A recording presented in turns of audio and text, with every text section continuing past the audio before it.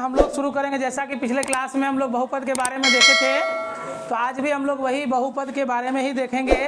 तो कल जिनका क्लास मिस हो गया था तो ज़रा ध्यान देना। देखो यहाँ पर बहुपद जो बना होता है किससे, बोलो तो बोलो। हाँ, चर से और अचर से। तो चर में कौन कौन आता है? Y Z A B C S T, यानी जितना भी अल्फाबेट है सब किस में, और जितनी भी संख्या है सब किस में, यानी अचर में आएगा। क्या बोलो तो? क्लियर ना? अब सवाल सुनो हमारा, ध्यान देना। सवाल में हम लोगों ने कहा था कि बहुपद के प्रकार में हम लोग देखे थे कैसा बहुपद, हाँ, उसके बाद कैसा बहुपद, हाँ, रैखिक, ठीक है, उसके बाद कैसा बहुपद, द्विघाती, हाँ, और एक कैसा बहुपद, बहुपद। क्लियर बात है? क्या इसको शून्य घाती भी कह सकते हैं? रैखिक बहुपद को क्या एक घाती लिख सकते हैं? हाँ, एक घाती। शून्य बहुपद में शून्यक की संख्या कितना? शून्यक की संख्या, शून्यक की संख्या, शून्यक की संख्या, यानी हम लोग इस तरह से देख सकते हैं। पावर में 0 तो शून्य घाती, पावर में 1 तो रैखिक या एक घाती, पावर में 2 तो द्विघाती या बहुपद, और पावर में कितना 3 तो ये कैसा बहुपद? त्रिघाती बहुपद। चलो, ये चीजें हम लोग पिछले क्लास में ही बता दिए थे। अब सुनो, आज हम लोग ये कहेंगे बच्चा लोग कि कौन से लिखे गए पद बहुपद में हो सकते हैं और कौन से बहुपद में नहीं हो सकते हैं, इसकी चर्चा करेंगे। सबसे पहली बातें हैं, ये पिछले क्लास में सारा चीज इसका डिटेल हम लोग लिखा चुके थे। सुनिएगा, देखे होगे जरा सा बच्चा लोग, है ध्यान दो रे। देखो, अब अगर तुमको कोई लिख दिया इस तरह से तो बोलो इसका नाम कैसा बहुपद होगा? इसकी पहचान कैसे की गई? घात में कितना, इसीलिए ये कैसा बहुपद। और अगर हम इसको ऐसे लिखे तो कैसा बहुपद? इसकी पहचान किससे किए? घात में कितना, तो ये कैसा बहुपद। क्लियर है यहाँ तक? अब सुनो, क्या पूछा जाएगा सवाल कि क्या ये बहुपद होंगे या नहीं होंगे, और होंगे तो कैसा बहुपद कहलाएगा? बोलो बोलो, क्या कहलाएगा? बोलो, क्या कहलाना चाहिए? सुनिएगा ध्यान से, ध्यान से सुनना। अगर कभी कोई चर इनवर्स फंक्शन में रहे अर्थात बटे में रहे तो वो बहुपद ही नहीं है, यानी यह बहुपद नहीं होगा, ये बहुपद नहीं होगा। यानी अगर ऐसे लिख दें -1 + x, क्या ये बहुपद होगा? नहीं होगा, नहीं ना होगा, अरे होगा, क्योंकि इसके पावर का मतलब 1 कितना x है ना, माइनस लग गया ना पावर में, इसीलिए हम लोग कहेंगे कि ये बहुपद में नहीं होगा। अब सवाल देखो हमारा, √2 यहाँ लगा दिए, x यहाँ x² + x³ बताओ कैसा बहुपद? क्या ये बहुपद होगा? नहीं होगा। क्यों नहीं होगा? क्योंकि देखो चर में क्या है? रूट है। चर में क्या है? रूट है। अगर यह रूट यहीं तक रहता, कहाँ तक? 2 तक, अगर ये 2 तक रहता तब हम लोग क्या कहते? बोलो तो बहुपद है। कैसा बहुपद है? त्रिघाती। इसको पहचानना बच्चा लोग, ऑब्जेक्टिव में ये सवाल पूछे जाते हैं कि निम्नलिखित में कौन बहुपद है और कौन बहुपद नहीं है। तो हम लोगों ने क्या सीखा? अगर किसी चर मान पर वर्गमूल रहेगा तो वो बहुपद में नहीं होगा, नहीं होगा, ध्यान रखिएगा। अगर किसी बहुपद, कोई अगर चर मान इनवर्स फंक्शन, इसको बोला जाता है बटे वाले को इनवर्स फंक्शन, अगर ये इनवर्स फंक्शन में होगा तो भी ये बहुपद नहीं होगा। अगर हम लोग ये लिखते हैं x ⁻³ 3/2 अब +x लिखते हैं, क्या ये बहुपद होगा? नहीं होगा, इनवर्स फंक्शन है इसीलिए ये बहुपद में नहीं होगा। क्लियर बात? तो यानी इनवर्स फंक्शन नहीं होना चाहिए बच्चा लोग। इस तरह से अगर हम लोग लिख दे x पे पावर 3/2, ये क्या बहुपद है क्या? नहीं है, क्योंकि यहाँ देखो फिर भिन्नात्मक रूप आ गया। यानी ना तो पावर भिन्नात्मक होनी चाहिए, ना तो चरमान पर वर्गमूल होना चाहिए, ना ही चरमान इनवर्स फंक्शन में होना चाहिए। अगर ऐसा मिला तो समझ जाओ वो बहुपद में नहीं है, बहुपद में नहीं है। क्लियर बात है? अब हमने लिख दिया बच्चा लोग y² + 2y प्लस लिख दिए यहाँ पर 3। बोलो कैसा बहुपद? लेकिन अगर इसमें रूट लगा दे तो बहुपद। अगर यहाँ से रूट यहाँ तक लिख दिए तो, अगर यहाँ पर रूट लिख दिए तो है, क्योंकि ये चरमान नहीं है। ये कैसा मान है? अचर मान। तो याद रखेंगे, अब समझ में आया? यानी चर मान पर वर्गमूल नहीं होना चाहिए, चर मान इनवर्स फंक्शन में नहीं होना चाहिए, ना ही चर मान पर किसी प्रकार का कोई घात में भिन्नात्मक होनी चाहिए। अब पूछ देगा क्या ये बहुपद है, तो कहेंगे क्या? नहीं है। अब समझ में आया गप? अब लिख सकते हैं ना? तो कुछ नोट लिख लो यहाँ पर, हैशटैग लिख लो, हैशटैग लिखिए बहुपदों की पहचान। ठीक है, चलो ध्यान देना। लिखेंगे क्या? कोई पद बहुपद में तब नहीं होगा जब इसके चर मान पर वर्गमूल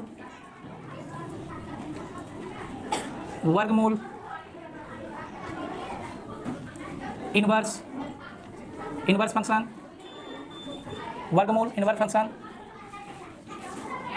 और भिन्नात्मक घात में हो। यानी कोई पद बहुपद में तब नहीं होगा जब इसके चर मान पर वर्गमूल इनवर्स फंक्शन, ठीक है, और भिन्नात्मक घात में हो। जैसे अगर लिख देंगे कि यह नहीं होनी चाहिए, या फिर अंडर रूट ये नहीं होनी चाहिए, या फिर इस तरह का भिन्नात्मक रूप, या फिर बोल सकते हैं इस तरह का भिन्नात्मक रूप में नहीं होना चाहिए, तब ऐसी स्थिति में हम लोग क्या कहेंगे? वो बहुपद में नहीं होगा। ठीक है, यही पहचान है बच्चा लोग। बहुपद की पहचान घात से करते हैं हम लोग। अगर घात में 2 लगा रहा तो द्विघाती, घात में 3 लगा रहा तो त्रिघाती। अगर कोई घात ना दिखे और लेकिन चर मान हो तो ऐसा क्या कहलाएगा? रैखिक। क्या कहलाएगा? रैखिक। चलो ठीक। केवल संख्या दिखे तो शून्य घाती। अगर केवल संख्या दिखा तो शून्य घाती। अच्छा, अगर हम लोग सिर्फ 2 लिख दें तो क्या कहलाएगा? ये बहुपद होगा कि नहीं होगा? होगा, बहुपद होगा, लेकिन कैसा घाती वाला? शून्य घाती, क्योंकि इसमें चरमान नहीं है। ठीक है, यदि किसी पद में केवल संख्या हो तो वह बहुपद होगी, परंतु कैसी वाली? शून्य घाती। परंतु शून्य घाती बहुपद होगी। और ऐसी स्थिति में अगर इस पर रूट फूट लगा रहे कोई दिक्कत नहीं है ना? वो कहलाएगा। यदि किसी पद में अचर मान पर वर्गमूल इनवर्स फंक्शन भिन्नात्मक हो तो भी वह पद बहुपद कहलाएगी। ठीक है, चलो देखो, सबसे पहले बच्चा लोग हम लोग एक ग्राफ जान रहे हैं। ग्राफ में x होता है और y होता है। सबसे पहले इसको समझ लेते हैं हम लोग, ठीक है, उसके बाद एक्सरसाइज बनाएंगे। ये हो गया क्या? x डैश, और ये खींच लिए हम लोग, यहाँ क्या हो जाएगा? y और y डैश। जिस बिंदु पर कटता है उसको कहा जाता है कटान बिंदु या मूल बिंदु कह देंगे। ठीक है, ये हो जाता है हमारा, ध्यान दो रे, ये हो गया एक्स अक्ष, ये हो गया क्या वाई अक्ष। अच्छा इधर वाला जाएगा तो प्लस, बोलो होगा ना, और इधर आओगे तो क्या, ऊपर जाओगे तो क्या, नीचे आओगे तो क्या, माइनस। क्लियर ना। अब सुनना बच्चा लोग, एक्स अक्ष ये हुआ एक्स अक्ष, अगर कोई ऐसी लाइन खींच दें जो कि एक्स अक्ष को काटेगा, देखो यहां पर खींच रहे हैं हम, ध्यान देना बच्चा लोग, ये लिया हमने इस तरह से खींच दिया। अब तुमसे ये सवाल रहेगा, ये कहा जाता है बच्चा लोग पॉलिनोमियल ऑफ एक्स। पी क्यों लिखता है, कहा जाता है पॉलिनोमियल, ठीक है, पॉलिनोमियल ऑफ एक्स का, ये भी कहलाता है पॉलिनोमियल ऑफ एक्स का, लेकिन एक्स डैश लिखा जाएगा, पॉलिनोमियल ऑफ क्या वाई का, और ये पॉलिनोमियल ऑफ क्या वाई डैश का, ठीक है, इस तरह से लिख दिया हम लोग। सवाल में आपका बोला जा रहा है कि ये जो पी एक्स खींचा गया है, इसी एक्स पर कितने जगह पर ये रेखा उसको काटती है, तो बताओ कितने जगह पर काट रही है एक्स को, कितने जगह पर, एक यहाँ और एक यहाँ। अब बोलेंगे क्या वाई को कितने जगह पर काट रही है, एक जगह पर, और एक्स को कितने जगह पर काट रही है, दो जगह पर, इसीलिए इसमें लिखेंगे शून्यकों की संख्या। बोलो क्या, शून्यकों की संख्या बराबर हो जाएगा कितना, दो। यानी यह लाइन जितनी बार इसको काटेगी वही उसकी शून्यकों की क्या होगी, संख्या होगी। यही है शून्यकों की संख्या कितना, दो।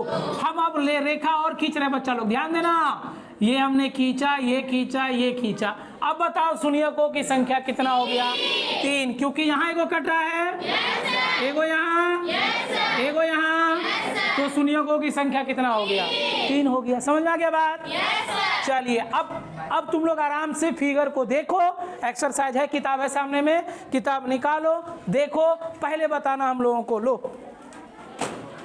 देखो, यहाँ ध्यान देना बच्चा लोग कि पहले वाले में सुनो, ये अगर हम एक रेखा खींच दिए तो बोलेंगे क्या कि क्या यह रेखा एक्स को काट रही है, नहीं काट रही है, तो शून्यकों की संख्या कितनी हो जाएगी, हाँ अब समझ में आ गया गा। चलिए पहला नंबर का फिगर में 2.1, क्वेश्चन नंबर एक का एक नंबर सॉल्यूशन गिवन अस दिया है ना, लिखेंगे गिवन अस, ठीक है, दिया है।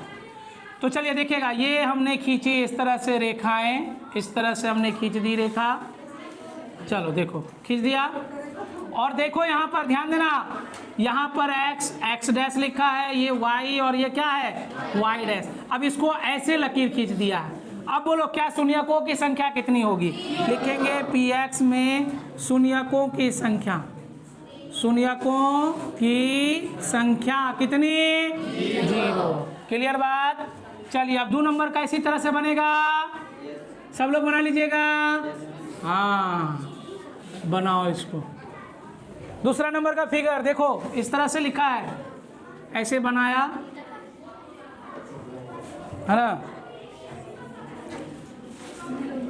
ऐसे खींचा ना, क्या शून्यकों की संख्या कितना, एक, ये एक्स है, एक्स डैश, वाई और क्या वाई डैश, तो पी एक्स में शून्यकों की संख्या 1, ठीक है। चलिए नंबर 3,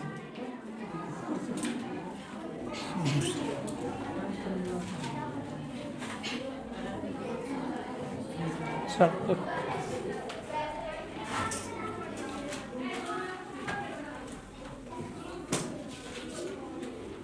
तो देखें, बुक देखें,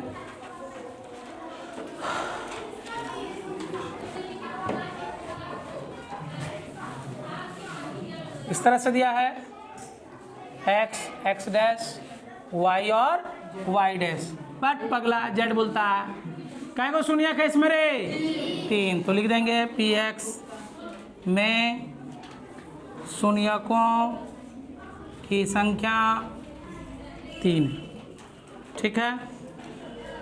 अब हमें ये बात बताओ, ये किस बहुपद का हो सकता है, ये किस बहुपद का ग्राफ हो सकता है, अरे जिसकी शून्यकों की संख्या 0 हो किस बहुपद का होगा? शून्य घाती। और ये रैखिक और ये त्रिघाती। हाँ यही चीज तो है, कंफ्यूज मत हो जाओ। सॉल्यूशन ठीक है।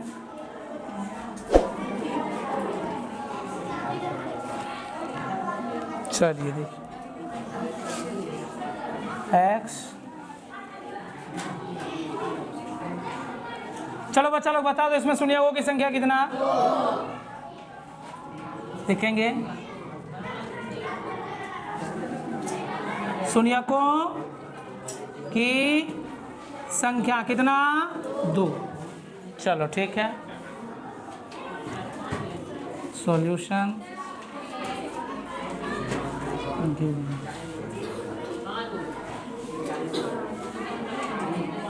चलो देखो, बोलो शून्यकों की संख्या कितना है? 4।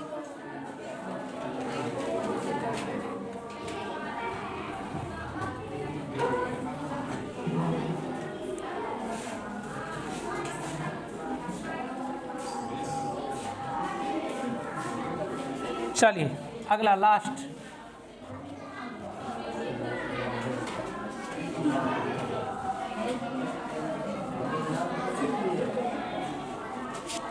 बोलो इसमें शून्यकों की संख्या कितना?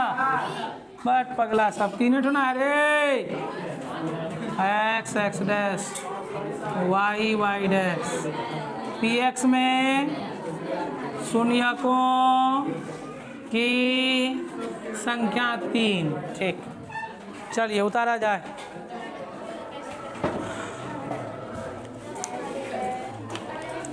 आसान था कि नहीं था? एकदम आसान है बच्चों।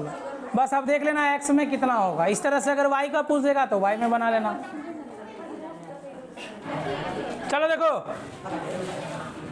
अगला एक्सरसाइज है हमारा 2.2। ये होगा बच्चा लोग पूरा का पूरा द्विघाती बहुपद। कैसा बहुपद रे? द्विघाती। अच्छा एक बात बताओ, द्विघाती बहुपद में शून्यकों की संख्या कितना? हाँ बोलो सही से, शून्यकों की कितना? अब देखो शून्यकों की संख्या 2 है ना, तो एगो शून्यक को रख लेंगे अल्फा और एगो शून्यक को कहेंगे बीटा। एगो का नाम क्या होगा? अल्फा, एगो का नाम क्या? बीटा। क्योंकि कितने शून्यक? 2। एक का नाम क्या है? अल्फा। अल्फा ऐसे बनाना बच्चा लोग और बीटा ऐसे। इसको कहेंगे क्या बोलो तो? अल्फा। और इसको क्या पढ़ते हैं? बीटा। ये होते हैं 2 गो शून्यक माना जाता है जो किस में होता है बोलो तो? द्विघाती बहुपद में, अल्फा और बीटा। अब इससे संबंधित क्या क्या बातें हैं पहले वो सुनो।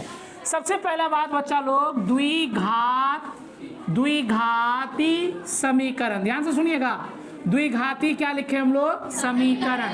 तो द्विघाती समीकरण को लिखा ऐसे जाता है k into x square plus alpha plus beta x plus alpha into beta और बराबर में लिखा जाता है 0। एक्स स्क्वायर, सॉरी ये प्लस नहीं होगा, यहाँ माइनस होगा। X square minus alpha plus beta x plus alpha into beta बराबर में क्या लिखा जाता है? 0। ये बताओ अल्फा क्या आया? यहीं से आया ना। बीटा कहाँ से आया? यहीं से आया। और ये भी अल्फा यही आया और बीटा ये। यहाँ पर दोनों को क्या किया गया है? जोड़ा गया है। और यहाँ पर दोनों को क्या किया गया? गुणा किया गया है। ठीक है। अब यहाँ पर अलग से अगर लिखना है तो ये लिखा जाएगा बच्चा लोग शून्यकों का योग। क्या लिखेंगे? शून्यकों का योग। कै गो शून्यक है? 2 गो। तो शून्यकों का योग क्या लिखेंगे? अल्फा प्लस बीटा बराबर ये हो जाएगा -b बटे क्या?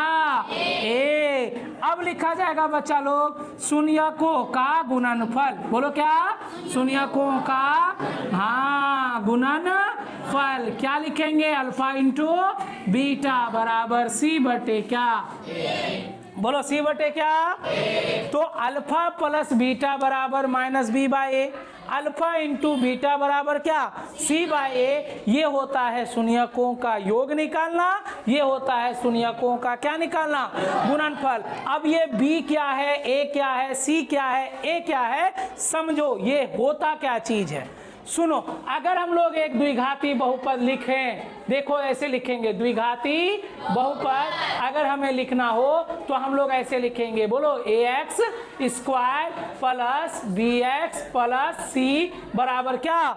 0। यानी x स्क्वायर के साथ में जो होगा वो क्या कहलाएगा? a। और x के साथ में जो होगा वो क्या कहलाएगा? b।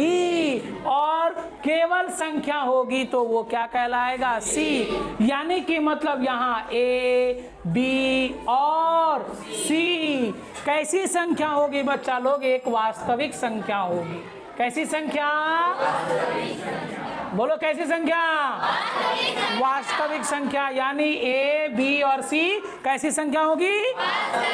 वास्तविक संख्या होगी। अगर मान लो हमने लिखा 2x square plus 5x plus, अब लिख दिए हम लोग क्या बोलो तो 3, तो अब बताओ यहाँ पर बच्चा लोग ध्यान देना। अब बताओ, तुम बताओ a का मान कितना होगा? 2, b का मान 5, c का मान। अब समझ में आ गया गप? इसी को ये क्या करेगा? स्क्वायर यहाँ से हटाकर यहाँ कर देगा। अब बोलो a का मान। a का मान क्या हो गया? b का मान, c का मान 3। अब ये क्या करेगा? यहाँ से स्क्वायर हटा दिया, अब लगा दिया तुम्हारा इस पर लगा दिया ये। ध्यान दीजिएगा जरा सा, यहाँ से x हटाकर यहाँ पर 3x स्क्वायर लिख दिया। अब बोल क्या नाम होगा? बोलो मान बोलो। a का मान, b का मान, c का मान। क्लियर ना? यानी जो x स्क्वायर के साथ होगा उसको क्या पढ़ेंगे? जो x के साथ होगा, जो संख्या होगी, देखो केवल संख्या जो होगा, यहाँ देखो केवल संख्या कहाँ पर लिखा हुआ है जिसके पास में 5 है ना रे, तो 5 क्या होगा? 5 क्या होगा? अब चलो फिर से देखो एक बार देखते हैं, तुम लोग सीख गया? चलिए अब लिखे हम लोग 2x स्क्वायर प्लस 5x बराबर 0। अब बोल a का मान बोलो। a का मान, b का मान, c का मान 0, c का मान। अब बोलो हमें a का मान, b का मान, b का मान, c का मान। पता है b का मान 0 क्यों लिए? क्यों लिए b का मान 0? क्योंकि वहाँ x वाला है ही नहीं। अगर वो x वाला नहीं होगा, अगर नहीं होगा तो यानी कि मतलब b क्या ले लेंगे? 0। यानी यहाँ पर a बराबर कितना? बोलो। अब b बराबर कितना? c बराबर कितना? समझ में आया गप? वहाँ ऊपरे में रखा हुआ है रजिस्टर, देखो तो है। चलिए देखिए ध्यान दीजिएगा। अब चलो देखो फिर से एक बार हम दे रहे हैं, तुम लोग बोलोगे, ध्यान देना। 4 प्लस 5x बराबर 0। बोलो a का मान, a का मान, b का मान, c का मान। समझ में आ गया बात? a का मान 0 काहे हुआ? x स्क्वायर वाला नहीं है। अगर x स्क्वायर वाला नहीं है तो इसका मतलब क्या हो गया? चलो ठीक है। अब जो लिखेंगे ना पक्का गलत कर देगा।